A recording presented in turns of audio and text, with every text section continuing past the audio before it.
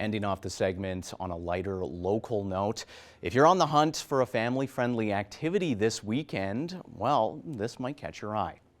Joining me on this Friday afternoon in anticipation of a petting zoo style event is Rhonda Zook-Hayden from the Cheesery. And Rhonda, this coming weekend, you're going to be giving people the opportunity to come and meet some lambs. Yes, yeah, it's back by popular demand. We've hosted it a couple of years ago now, where you can come and sit with the sheep, sit with the lambs, hold them on your lap, pet them, get really up close and personal with them, and really enjoy some nice outdoor quality animal time. And talking specifically about the lambs, how many of them are there? When were they born? And I guess just what can you tell our viewers about them? Yeah, so this year our lambing season unfortunately is dragged out for quite a while at this point.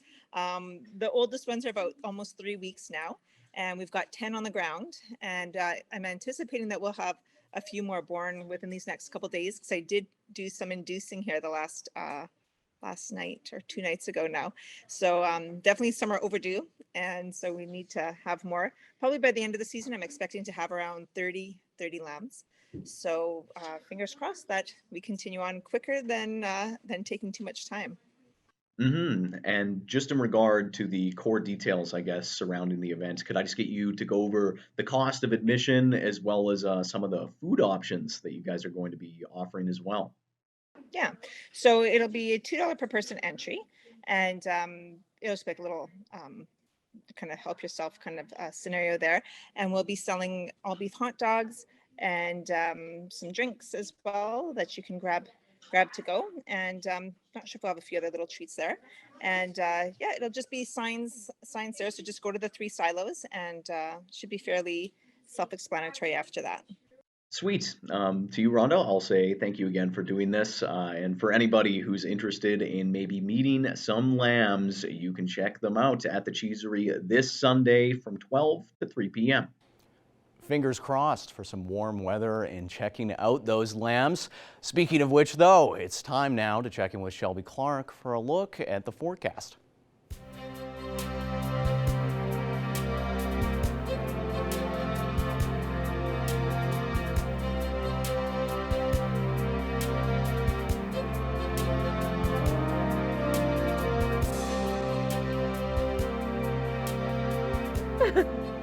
Thanks so much. Tate's now taking a first look at your weather forecast.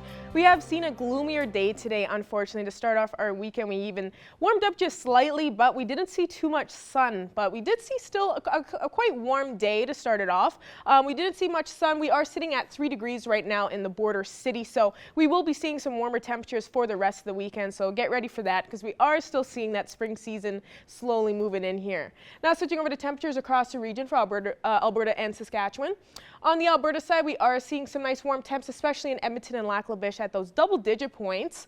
The rest are slightly warmer as well with 9 and 8 in Bonnyville and Cold Lake. The rest are slightly cooled down with 4 in Marwayne, 5 down in Wainwright, while the 6 in both Vermilion, Provost, as well as in St. Paul, and Vegreville is just hitting that 7-degree mark. Now switching over to our Saskatchewan side, they are seeing those plus temperatures as well, but slightly cooler compared to the Alberta side. Most spots are seeing around that 4 and 7 degree point that most spots are seeing.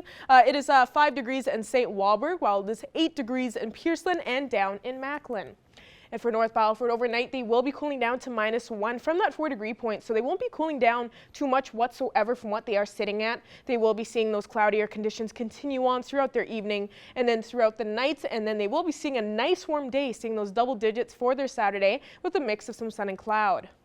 Switching now to Cold Lake, they'll be cooling down to -4, so they will be cooling down just slightly from what they are sitting at. And then tomorrow, look at that, they'll be seeing 13 degrees. So we will be seeing a nice temperature for our Saturday in most spots across the region. And Cold Lake will be seeing a sunnier day tomorrow as well.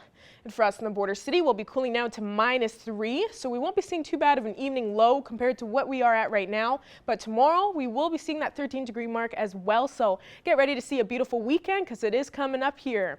And now looking at one of your photo submissions, thank you to everyone that submitted to our Facebook page. You can continue to do so next week. I will use them on my weather segments.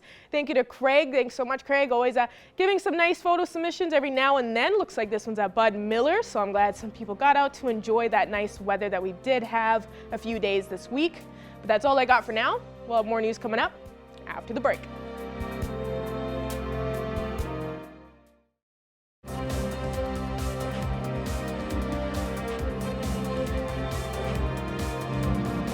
Welcome back. The Canadian Livestock Auctioneering Championships will be hosted right here in Lloydminster come May. With more on its 25th iteration, here's Thomas Wildman. Today we have Brent Brooks. He is the owner and operator of Lloydminster Northern Livestock Sales, and he is here today to tell us about the Canadian Livestock Auctioneering Championships that will be taking place here in Lloydminster. And so thank you so much for being with us today, Brent. Nice to be here. Thank you, Thomas. What exactly are the Canadian Livestock Auctioneering Championships? What we're hosting this year, Thomas, in Lloydminster, is actually we've been chosen to host the Livestock Marketers Association of Canada, their annual convention, which this year I think marks the 35th annual convention. In conjunction with that is the 27th annual Canadian Livestock Auctioneering Championships. Northern Livestock was chosen by the LMAC Board of Directors to host this year's event coming up May 5th through 7th here in the border city. The Livestock Auctioneering Championships itself is going to consist of 36 of Canada's top livestock auctioneers, and they're going to come to us right across the country, right from BC to Nova Scotia. These gentlemen are they're going to compete for the Canadian Livestock Auctioneering Championship. They're going to sell 4,000 head of cattle that day at Northern Livestock Sales. Our auctioneers, they're going to be judged by a panel of 5 judges, and they'll be judged on clarity, bid calling techniques, professionalism, and just their general knowledge of the livestock marketing industry, to name a few of the criteria that are involved. And so, Brent, tell us why Northern Livestock Sales got chosen to host this prestigious event. Well, you know, a number of years ago, Northern Livestock Sales kind of threw their hat in the ring to LMAC, the Livestock Market Association of Canada, to host their event. And like I say, this year we were selected by the LMAC Board of Directors to host the event here in the border city. It's a big event for the area. It gives us a chance to showcase, you know, 4,000 head of northeastern Alberta and northwestern Canada's finest feeder cattle. It really sets us up to. It provides us with an opportunity to showcase our livestock marketing industry, our services we provide, our recently expanded facilities, while promoting true price discovery by the auction method. Livestock Sales have any auctioneers competing at the competition this year? Representing Northern Livestock Sales this year will be Kyle Soderberg, who is our auctioneer right out of Northern Livestock Sales Lloydminster. Frederick Bodnaris will actually he'll be in the fold. Frederick represents us out of Northern Livestock Sales Prince Albert and Meadow Lake Livestock Sales in Meadow Lake. This year's competition will also have some other local talent. We'll have the Laws boys up.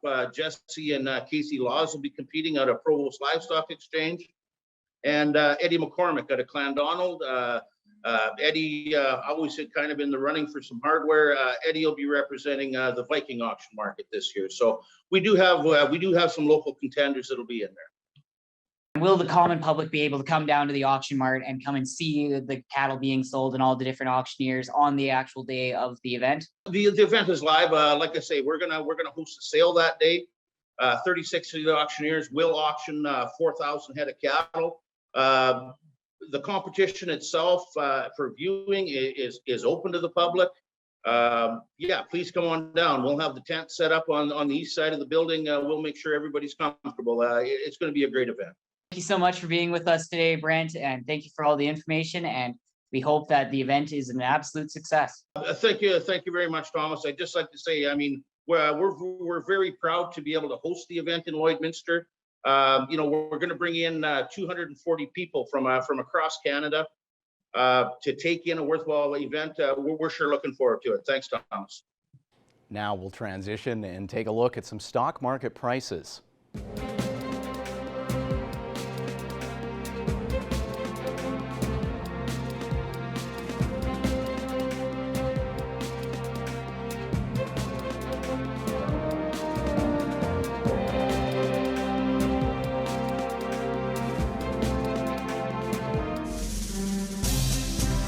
Today's oil prices are brought to you by First General Services.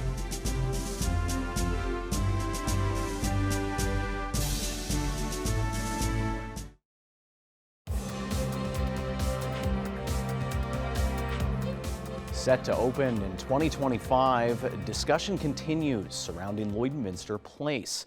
Evan Kenny and Jace Mackey have more on the new arena, as well as what people in Lloydminster could expect.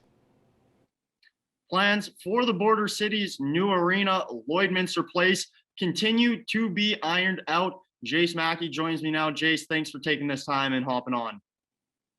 Thanks, Evan. It's great to be here. Now, Jace, I know the last time City Council was in, they discussed Lloydminster Place. Just give us a little bit of a rundown on where they're at with the plans right now. Yeah, well, it seems like every time that there's a council meeting, Lloydminster Place or something relating to Lloydminster Place is on the agenda. So we're always getting a little bit of information about where things are. Right now, the project is still in the design phase. The city's working with Edmonton-based architecture firm that also was involved in a lot of major projects, including Rogers Place in Edmonton. They were involved in the design there, so they have history with that. So some of them, I'll just kind of go over what the site plan is like right now and what people can expect from this. Obviously, this is still early days in the design process, so the city is still working through some stuff. But as of right now, there's going to be the arena, Lloydminster Place, on the site, and we'll get into that in a little bit. But on that site, there's also the city has a need for up to 6 new softball diamonds. So they're expecting to put up to 6 there. I think they're going to start with 4 in the first phase and then be able to build an additional 2. So the goal of the city is to have Lloydminster Place be a recreation destination all year round. So hockey is definitely going to be a part of it, but they want there to be other stuff there that's going to be attracting people there. So campsites are also planned to be there on site. They're going to have a pavilion that has change rooms and washrooms and a concession possibly for that softball area. There's also going to be commercial retail spots available. So the city's hoping to possibly have a hotel nearby. Also things like restaurants and fast food on site that'll help generate money for that project and contribute to the economic development of the entire city. Now, when it comes to the arena itself, city is planning for that major event arena. So that's where the Bobcats would be playing. They're planning to have that to be a 2,000 seat stadium that could be expanded to 2,500. That's the goal they're sitting at right now because they want to be a mid-sized arena that'll service events that the city thinks that they'd be able to get here. So they're saying we wouldn't be able to get a Briar, but we think we could get a Scotties. They're also aiming for concerts that are in that mid-size of events. The city did get some unfortunate news when it comes to Lloydminster Place. A big portion of the money that's going towards this is going to be coming from a grant, or they're hoping it's going to be coming from a grant that's at $36 million that's coming from the government of Saskatchewan. They applied for it early in the year, and this grant comes out in bunches. So they gave their first amount just last week, and Lloydminster didn't make the cut. So that was unfortunate. There were some other projects across Saskatchewan that seemed, according to the government, a little more shovel-ready. Meadow Lake, they lost their arena altogether, so they were seen as a higher priority. Mayor Albers, though, is confident that during the second intake that they'll be able to get some of that grant money. They're still confident that this province is going to come through for them. But they did this weekend have some good news for the project when it comes to the Good Deeds Cup. Yes, of course, the Good Deeds Cup, where the Lloydminster U13 female Blazers, of course, were the winners of it. $100,000 was donated through the Blazers to Inclusion Lloydminster with the purpose of going towards a fully wheelchair and para hockey accessible arena at the new Lloydminster Place. Mayor Albers actually was there when the awards when the Good Deeds Cup was awarded to that Blazers team. And he said it really brought to life the true meaning of Lloydminster Place's vision for inclusivity. He also added, after witnessing firsthand how an inaccessible arena can affect others, the team researched accessible rinks. They showed true leadership in their advocacy to help ensure that Lloydminster Minor Hockey Association and Lloydminster Place includes all people. Now, Jace, with all that being said, $100,000 obviously helps with the funding for the new arena and is obviously, huge going towards that accessibility. However, this is a major project. It's estimated to cost over $75 million. So really just what's next? What are the next steps for the city? Yeah, that $100,000 is most likely going to be going to the community rink. So Lloydminster Place is going to have the event arena with around 2,000 seats, then around a 300 to 500 seat community rink. That's most likely where that accessible money will go to, and that's something that the city is now going to have to include in their design to make that accessible. And they're still in the early stages of budgeting and getting all the estimates and deciding what exactly is going to be in that arena, and also, when it comes to those campsites, what is going to be included, how many softball diamonds are we going to get? So they're still in that planning stage, but they're still working through that. Also, when it comes to doing consultations with the community, a survey went out earlier. The city got the results from that. And I have a lot of people I've seen were saying it didn't seem like there was a lot of stuff about the arena itself in there. They were talking a lot about Music Act. That's okay. The city's planning to put out around at least 2 more surveys to gauge public opinion on that when it goes into their planning. When it comes to fundraising and sponsorship, they have 2 committees for each of those, and they're going to be ramping up fundraising opportunities to try and raise some money here locally for that, and then also going out to local businesses and trying to get sponsorship. So not just the naming rights, but you see Service Sports Center, each field has a different sponsorship. That's something we could see. The community rink would probably be sponsored by something else. The outdoor rink would be sponsored, and that's something that I spoke with Mayor Alberzi. Says that it's a great way to, get local businesses to support this project and help offset some of the costs. So fundraising and sponsorship is going to be ramping up. And so right now, the city is planning to hopefully break ground on the project in 2023 with the plan to have the grand opening in 2025. Well, Jace, thank you very much for taking this time and hopping on with me. We look forward to hearing more about the project, and we will have more on this story as details come out. It's time now to grant the floor to Shelby Clark for another look at weather.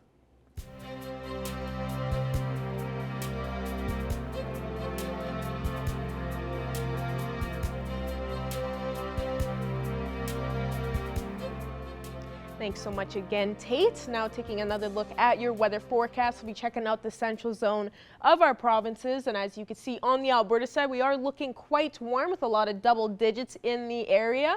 11 degrees in both Edson and Whitecourt, while Edmonton is just hitting that 10 mark, and it is 12 in both Athabasca and Jasper. The rest have definitely cooled down quite a bit, especially down in Red Deer and Rocky Mountain House. They are sitting at 3 degrees, and Cold Lake is just hitting 8.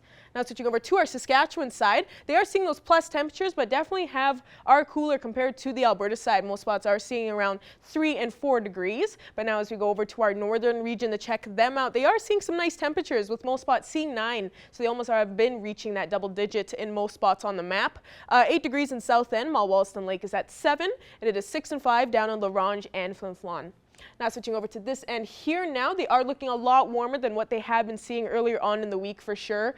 Fort Chipewyan has even reached that 10-degree point. 11 both down in Peace River and Grand Prairie, and is 13 in Fort McMurray. The rest are slightly cooler with high level just seeing 9, and Slave Lake is the coolest, just seeing 5 degrees. Now going over to our southern region now, they are seeing some nice temperatures, kind of matching with us in the central zone, so they aren't beating us out too much. 11 degrees in both Lethbridge and Medicine Hat, while it is 9 in Coronation, and Banff and Calgary are definitely drastically cooler compared at 1 and 2 degrees. Now going over to this end here, they are seeing those plus temperatures, but definitely looking a lot cooler compared to the Alberta side. 1 in both Estevan and Yorkton, 2 in Regina, while it is 3 in Swift Current, and the rest are just seeing 4. And now going back across the region, we will see what we will expect throughout our evening into the weekend. And I think we'll be happy to see these temperatures because we are still seeing those single digits for those minuses and for our evening lows. Bonnyville will be expecting to see a low of -3, while Unity will be expecting to see a low of -1. Murnum Wainwright will be expecting to see a low of -4 degrees. Most spots will be expecting to see a low of -5, and Isle of Cross will be seeing the coolest with a low of -6. But we won't be seeing a high chance of some flurries, thankfully, so we will be seeing just more cloudier conditions, which I think we're all happy to see as we head into the weekend. And now looking at temperatures tomorrow across the region, we will be seeing some beautiful temps. As you can see, we are seeing most spots are seeing those double digits ranging from around 10 to 14 degrees. On the Alberta side, we'll definitely be seeing those warmer temps with 13 and 14 in most spots. And on the Saskatchewan side, they'll be slightly cooler, but we will be seeing some sunnier skies for sure. And ending off with our 3-day forecast for here in the border city, we'll be joining that 13 squad for our temperature throughout the day tomorrow. We will be seeing a lot more sun peeking behind those clouds. And then Sunday we'll be ending off at 12 degrees, so we will be seeing those double digits continue on to end off the weekend. And then that will even continue into next week, which is really good to see because, you know, we'll be seeing some warmer temperatures for sure next week than we have been seeing this week. So get ready because spring is finally here. That is another look at your weather forecast. We'll have more news coming up after the break.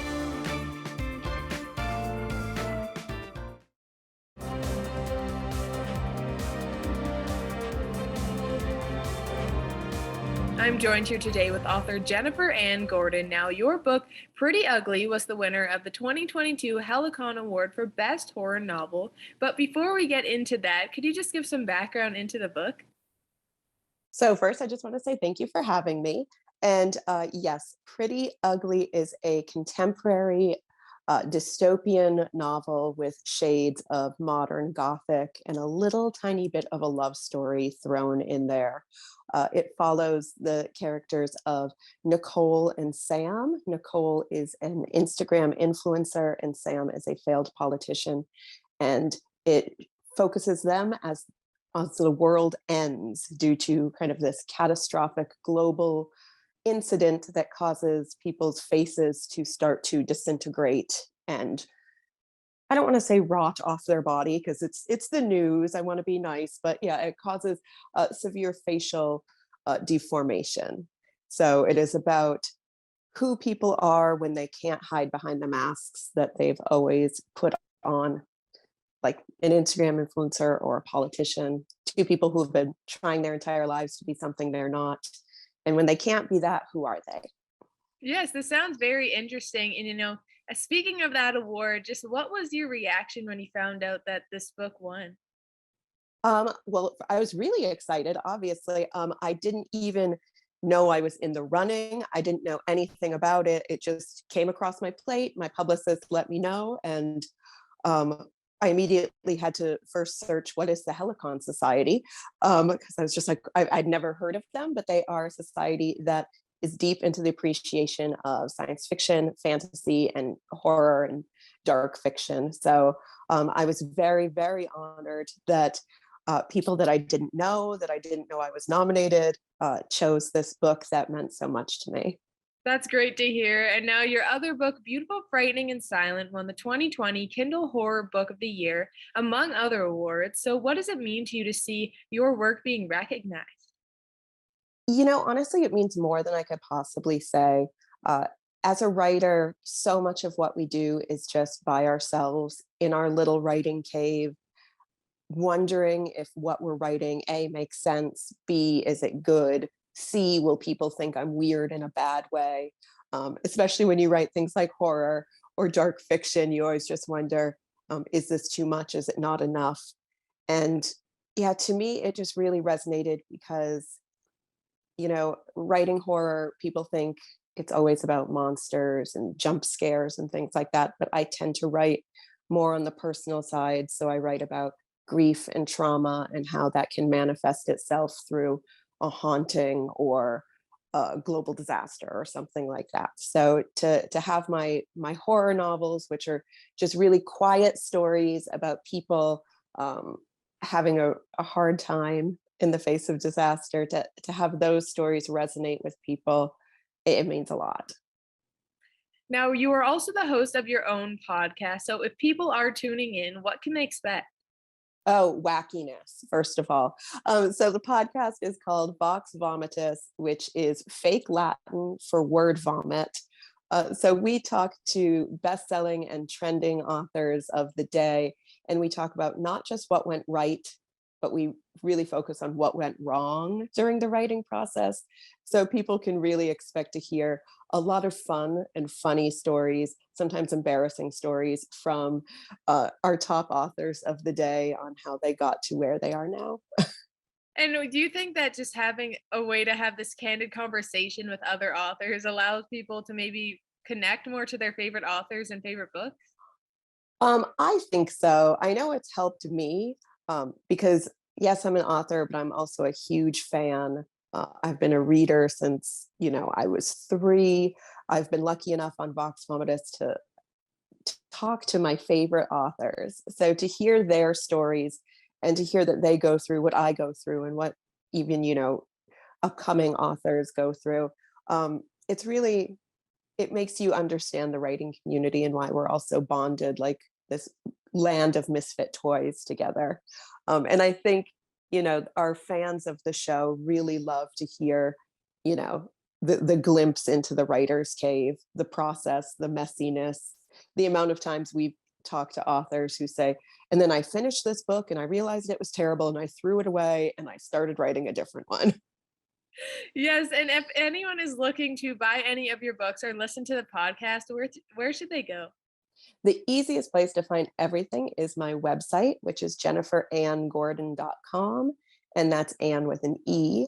And that has links to all of my books, whether you want to support your local independent bookstore, or if you want to buy the books on Amazon or anywhere, there's links for everything there. It also has the links for the podcast, Vox Vomitus. If you want to listen to just the audio, I would say go to Anchor or Spotify. If not, you can just find us on Facebook or YouTube. Thank you so much for your time today, Jennifer. Thank you.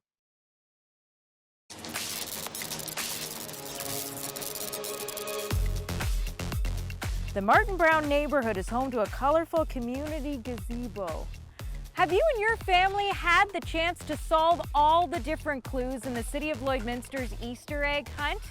If you haven't, get started soon because the deadline to get your entry in is coming up this Sunday. You need to solve the clues and find 12 of 25 to get your entry in for a chance to get in for some draws for an Easter basket prize, and that's courtesy of Walkin' on Water Toys. You're going to find all the clues on the City of Lloydminster's website. You'll also find details on their Facebook page. So enjoy a great weekend with your family, solve these clues, and find all those different Easter egg decals around the city.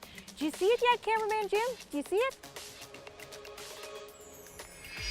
Get your tickets now for Lobsterfest. Lobsterfest is back this year. The Rotary Club of Lloydminster hosting the 42nd annual on Saturday, May the 7th. A delicious steak and lobster dinner, plus they've got some live entertainment. Trevor Panzak will be performing, and you can dance the night away to some great live music. Get your tickets now so that you're in for a fantastic night coming up on May 7th. Tickets are available at Vivid Hair Salon. Get your tickets, support the Lloydminster Legion, and get in for a chance to win the She Shed raffle. The draw for the She Shed that's valued at $10,000 is coming up on Canada Day, but when you get your ticket before May 7th, you're in for a chance to win the early bird prize, a garden swing. It would be great for you or great to give to Mom for Mother's Day. Tickets $10 each. You can stop by the Legion in Lloydminster to get a ticket on Fridays and Saturdays, or stop by Cliff Rose for clothes in downtown Lloydminster. Well, whatever you choose to do this weekend, we hope you stay safe and stay healthy.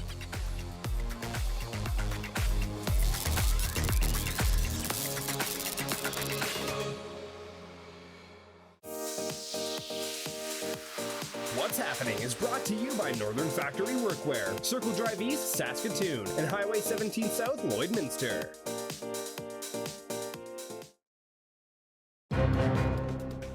Furniture set and design supplied by Furniture Gallery and Furniture House, downtown Lloydminster. Joining us today for this week's entertainment panel is the beautiful Abby St. John. Thank you so much for taking the time to speak with us. Of course, no worries.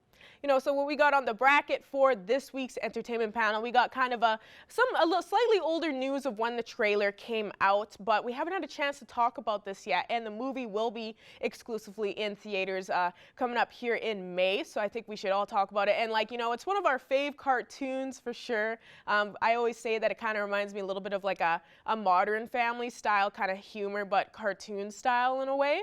But the Bob's Burgers movie, and it's supposed to be coming in theaters in May 27th. And after 12 seasons, it's going to be really cool to see it kind of hit the big screen. Yes, we haven't really seen an adult television cartoon become a movie since the Simpsons movie. And obviously the Simpsons have been a staple in everyone's homes since, the 80s or the 90s. So it's been a long time coming that we've seen an adult cartoon kind of be made into a movie, and I think Bob's Burgers is the perfect choice. I think it's one of those underrated cartoons that not everyone really knows about. Like, they know about it, but they don't really watch it. And I think it's the perfect cartoon to be turned into a movie, just because of how ridiculous it truly is as a show, but it's so good. It has such good jokes. It's hilarious. It doesn't try too hard, which I think makes a successful cartoon like that. So basically, just a little rundown of kind of what to expect for the movie. Bob is on the brink of losing the restaurant, and then a sinkhole appears in front of it, and the kids go on their own adventure. It honestly feels like it's a longer episode opposed to a movie, which I kind of like, because there's always that risk that a movie will kind of ruin that show a little bit. But it honestly just feels like they did a few different episodes and put them all together in a storyline. And I think it'll bring a lot more hype and a lot more a bigger fan base to this show, and kind of show people that this show it's good, and it's been on for a long time, but I feel like nobody really talks about it. I'm hoping this movie kind of, puts it on a bigger pedestal, if you will. I have no doubts that this movie is going to be hilarious and ridiculous and everything that Bob's Burgers really is. Yeah, especially with it coming to the big screen, I agree on that aspect, that I hope it does get a little bit more attraction. It's not definitely as, I guess, inappropriate in a way as kind of like Family Guy is, so I feel like it doesn't really touch a lot more audiences in that way, and I think I agree with that humor. I feel like it's kind of like top tier. Like, there's so many hidden gems, little jokes in there that people don't get to see if they're not watching it. But hopefully it will get more attraction with this movie, because Bob's Burgers is hilarious. But now moving on to another film that has been talked about like crazy, because everyone was waiting on this trailer for so long, and we had to bring it on here because we're Marvel fans ourselves. But Thor: Love and Thunder is finally here with the trailer, so everybody finally got to watch it on social media, finally got to see what it's going to be all about. And it's already got so many intense things involved in it. It almost seems like a new era for Thor himself, just kind of finding himself and moving on from what's happened, after Endgame and whatnot. We got some Christian Bale, Russell Crowe, and it's supposed to be in theaters July 8th. Yes, this is highly anticipated, and I do feel like this is it's kind of like a reset for Thor. Thor is the first standalone Marvel superhero to get a fourth film. All the other ones have either stopped at 2 or 3, so I think this is kind of going to be like a reset. He, states in the trailer that he's done with war and he's done with fighting, and we know that he's going to be starting out with the Guardians, because that's where it left off in Endgame. And I think he leaves the Guardians because, of course, anyone who knows or has seen the Guardians of the Galaxy, they know that, they're fighters, and they fight for those who can't fight for themselves, and they help those. So that doesn't really fit in what Thor wants to do with his life. He wants to figure out who he is. I think that's the biggest theme, just by watching the short little teaser trailer. We know that he goes to Olympus, because that's shown in the trailer, and we also see a glimpse of Zeus. So that's going to be interesting to see, those kind of how those Greek gods are portrayed. We see Valkyrie on her throne. Yes. We know at the end of Endgame, Thor hands over the crown and the throne to Valkyrie, and she looks amazing. She's, you know, she is the queen. We see Jane come back, Jane Foster. We haven't seen her since Dark World. So it's going to be interesting to see what she's been doing. We know that she turns into Mighty Thor. You know, we saw her, we get a glimpse of her in her costume. So I'm very excited to see how they do that, because she looks fantastic. She looks great, and I'm very excited because, you know, her character in the past has always been kind of basic, and, you know, there wasn't really much there with her character. So now just that little glimpse of her in the trailer makes me super excited to see her back in action and to actually see her in action. Once we get a little bit of a longer trailer, we'll be able to see just really what to expect. But this is a great first glimpse, and I'm very excited for July now. It's definitely going to be exciting to see Jane Foster in that kind of scenario of being Thor herself, because, yeah, like you said, definitely a bit basic in the first films. A lot of people weren't a big fan of them together, their chemistry, all that. So just seeing her in the trailer already, I was like, wow, I'm already starting to get like a whole new outlook on her. Like, I'm actually starting to respect her a little bit that I didn't really care too much before in the first couple films, but it's going to be good. I think all the Marvel fans are excited, and we got some good content coming up here. But unfortunately, that's all the time we got for today. Once again, thanks again so much for joining us today, Abby. Of course, no worries. We're taking a quick look at your 7-day forecast. We will be seeing a beautiful weekend coming up with a mix of some sun and cloud, 13 and 12 on the weekend. That will continue into next week on Monday and Tuesday on both those days. We will be seeing, unfortunately, a high chance of some light snowfall next Wednesday and Thursday. Hopefully that will be the last time. And then we will be cooling down just slightly Thursday at 6 degrees and then seeing 7 next Friday.